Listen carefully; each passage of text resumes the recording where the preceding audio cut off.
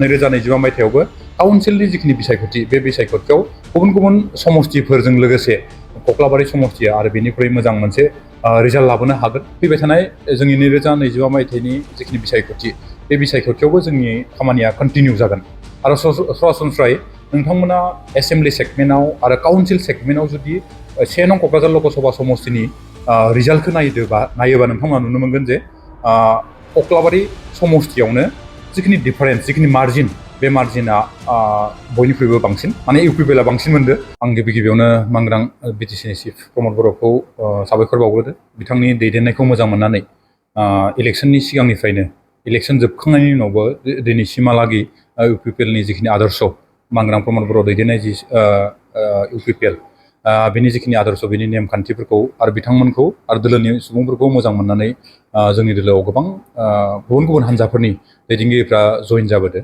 दिनै बेवहायबो कक्लाबारि ब्लक बिपिएफनि मानगोनां आफादगिरि लाइमोन हान्जानि आफादगिरि सिबेन बिथाङा गोबाव समनिफ्रायनो बिपिएफजों खामानि मावबोनानै दिनै बिथाङा इलेक्सन जोबखांनायनि उनावबो जोंनि आदर्शफोरखौ मोजां मोननानै जइन जादों। जों सिगांनिफ्रायनो सिनायलायखायो बिथाङा दि बिपिएफनि सासे गोख्रों मावथिमोन आरो देग्लायनि इलेक्सनावबो थांनाय एमपि इलेक्सनावबो बिथाङा मैखोमै रल लादोंमोन कक्लाबारि ब्लक हिसाबै। बेखौ जों अरायसमबो खोनाबोदों आरो निजिनि मेगनजों नुबोदों।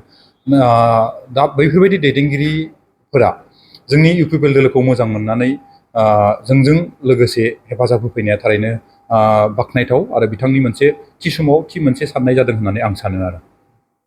माबायदि सरासनस्रायै एमपिनि जि बिसायख'थिनि जिखिनि रिजाल्ट बे रिजाल्टआ अल्टिमेटलि रायजोनि आखायाव थाखाबाय। दा बेनि सायाव आंहा बुंनो लागा बाथ्रा गैला। अब्लाबो जों जिहेतु देग्लायनिफ्रायनो एमपि इलेक्सननिफ्रायनो जों खामानिखौ बिसायख'थिनि जानानै खामानि मावखाबाय। फैबाय थानाय जोंनि 2025 मायथाइनि जिखिनि बिसायख'थि बे बिसायख'थियावबो जोंनि खामानिया कन्टिनिउ जागोन आरो सरासनस्रायै नोंथांमोना एसेम्बलि सेगमेन्टआव आरो काउन्सिल सेगमेन्टआव जुदि 1 नं क'क्राझार लकसभा समस्तिनि रिजाल्टखौ नायोबा नोंथांमोना नुनो मोनगोन जे कक्लाबारि समस्तियावनो जिखिनि डिफारेन्स जिखिनि मार्जिन बे मार्जिना बयनिख्रुइबो बांसिन माने इउपिपिएलआ बांसिन मोनदों गुबुन गुबुन समस्तिफोरनि भितराव जुदि काउन्सिल सेगमेन्टखौ नायोबा। आरो आं आसा खालामो फैबाय थानाय समफोरावबो 2025 मायथाइयावबो काउन्सिलनि जिखिनि बिसायख'थि बे बिसायख'थियाव गुबुन गुबुन समस्तिफोरजों लोगोसे कक्लाबारि समस्तिया आरो बेनिख्रुइ मोजां मोनसे रिजाल्ट लाबोनो हागोन। मानो होनोबाथाय एमपि इलेक्सनाव सिगांनि इलेक्सनाव सिबेनमोन बायदि बिथांमोना जोंजों लोगोसे गैयामोन। दिनै नोंथांमोननि मेगननि सिगाङावनो सिबेन बिथांमोन बायदिया जोंजों लोगोसे दं आरो इयुन समाव बिथांमोना खोथा होदो जे बिथांमोननि जिखिनि लोगोफोरमोन बे लोगोफोरखौ जेरै हायो ओरै आरो सावरायलायनायनि गेजेरजों जों इउपिपिएलआव जिखिनि जइन जाहोनायनि जिखिनि राहा लामा बे राहा लामाखौ बिथाङा खालामगोन होनदों आरो जोंनिफ्रायबो अरायसमबो बिथांखौ मददाव थागोन जाहाथे फैबाय थानाय समफोराव जों जोंनि बिसायख'थिफोरखौ जाहाथे जों मोजाङै गेलेलांनो हायो। आरो आं आसा खालामो देग्लाय एमपि इलेक्सनाव जिखिनि रिजाल्ट मोनबाय जों बे रिजाल्टनिख्रुइ फैबाय थानाय बिसायख'थियाव जों बांसिन मोजांसिन रिजाल्ट मोनगोन होननानै जों आसा खालामना लानो हायो आरो फिनजाथाया थाखागोन जुदि बे फिनजाथायनि बाथ्राखौ बुङोबा।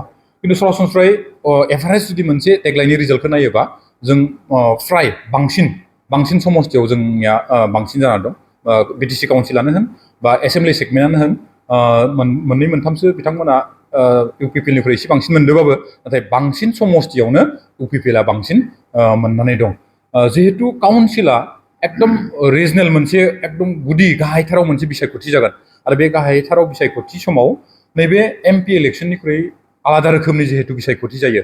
ओंखायनो आं सानो फिन जाथाया जियानो जाया मानो नाथाय फैबाय थानाय काउन्सिलनि बिसायख'थियाव तामुलपुरानो जा बाक्सा जिल्लायानो जा मानास हिसाबैयानो जा नैबे क'क्राझार एरिया बा चिरां एरियायानो जा मोनफ्रोमबो एरियायाव जों मोनसे मोजां पारफरमेन्स खालामनो हागोन होननानै जों आसा खालामना लानो हायो आरो।